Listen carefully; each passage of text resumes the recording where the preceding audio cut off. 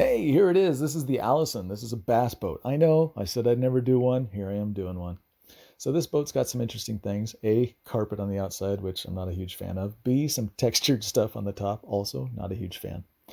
So generally what you want to do is take a little bit of cleaner wax and work in the cleaner wax with a little scrub brush. But that's a lot of work, and I'm getting too old for this. So I decided to speed up the process just slightly.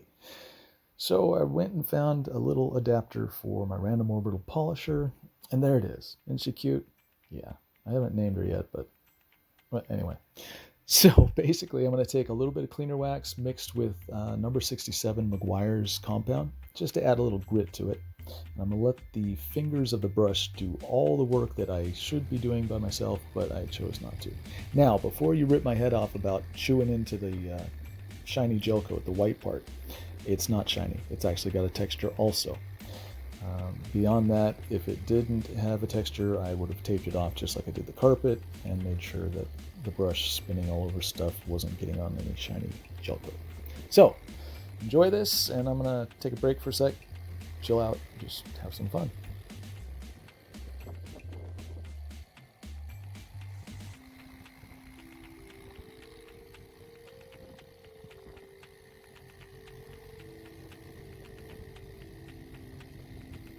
If your boat has oxidized blue or dark colored texturized stuff like this, and you're doing the process like this, and you find that your oxidation is bleeding into the white gel coat, go ahead and stop what you're doing, take some cleaner wax, go over where it bled into the white gel coat to clean out the color, and then tape off the white gel coat and repeat the process. Sorry, but that's what you have to do. And clearly, today, that was not my problem. So I apologize if it's your problem, but today it's not mine. And as a detailer, that's a win.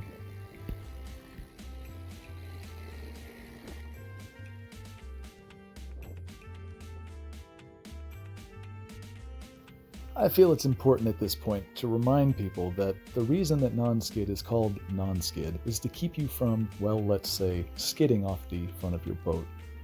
I choose to use waxes that aren't necessarily as glossy or as slippery as some. So instead of using like a Teflon based or a ceramic based, you might find I use actually, and I'm sorry to say this, maybe even a Carnauba based.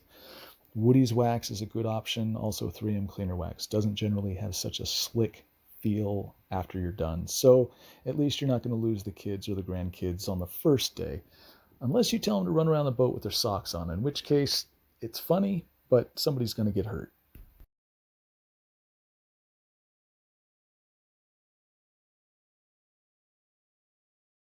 Okay, so there you go. Now these parts are going to get treated a little bit differently, and there I'll be actually taping off the blue part to get in around the white shiny gel coat.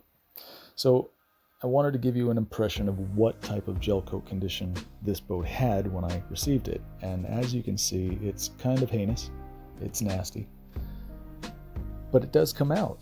Now this is one pass with, I believe, the heavy cut compound by 3M, but it didn't look very much different or enough difference at all for me to notice using Perfected. So after compounding, then what do? We clean. Then what's next? We polish, wax, seal, whatever you're going to use. Just don't use Carnauba. I know I said it earlier. I feel really bad about that. I'm kicking myself. But there are places for it, like a car show or inside an event center at a boat show. Carnauba is great. Anywhere outside of that, and it's absolute garbage, but you didn't hear it. Yeah, you did hear it from me. Stop using Carnauba. Anyway, these two products, they seem to work. This is the buffer I used. Obviously, this is the result. Well, not obviously. You have to kind of take my word for it. But trust me, this is all the results of a wool pad on a buffer held by a guy like me. And I'll show you, just in case you still had doubts that it was actually done by me. There, you see a little section right there. It's all oxidized. I'm going to spread out my product. Wow. All right, making sure to cover all the gel coat with the chemicals in the compound. Start doing what they do. And I'm going to work. The side of the boat. I'm just going to kind of work with the shape of the boat, working with the wheel.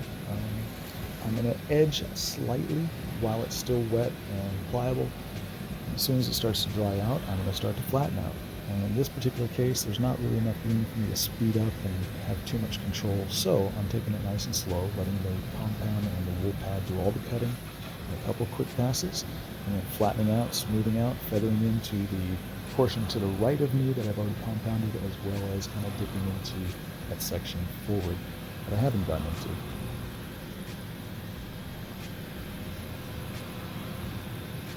I'll admit, sometimes in my work, I find some small, simple things enjoyable, like the way that the shape of the buffer wheel fits the contours of certain boats at certain angles, and the way it cuts. There's a little piece of me that gets all giddy like a schoolgirl on the inside. And so doing a small boat like this is therapeutic in a lot of ways. And you get to hone your skills and perfect what it is you think you can do. And you get to impress somebody, because if you can make something that looked totally nasty when it showed up into a gem, basically, when they come to pick it up, they're appreciative. As customers, they're loving, and they want to shake your hand, and they want to give you a tip, and I don't know, let you date their daughter. We can hope. So for the rest of this, all you're going to see is just ego stroking videos that I've shot over the last year and a half. This is all done with a wool pad. This is all done with compound. There's no wet sanding involved. It's just elbow grease, a little bit of know-how, the right products, the right tools, a little bit of time. But I think if you watch this, you might get the sense that, hey, next time I see a boat that looks like this, maybe I don't necessarily need to wet sand it. Also, I'd like to point out, have you noticed, I haven't tried to sell you one freaking product. Not one. Not a book, not a bunch of towels, not a wax, not a anything. Nothing. I haven't tried to sell you the video editing software I use, the gimbal all that's bullshit. And I'm sorry that you've had to put up with it for so long. I'm sorry that all these detailers on YouTube are just more interested in showing you how cool they are than actually showing you what can be done and how to do it. So here you go. I'm going to shut up now. I got a beer waiting for me and maybe something else. Anyway, love you guys. Thanks for watching. If you don't mind, tell a friend. Obviously, I don't get too much traction on YouTube, and I'm not exactly sure why. Probably because I'm not on Facebook, Twitter, or Instagram, which I'll change eventually, I swear. And again, I apologize for all the words. This is your time, and I'm just going to let you have it. Thanks for watching.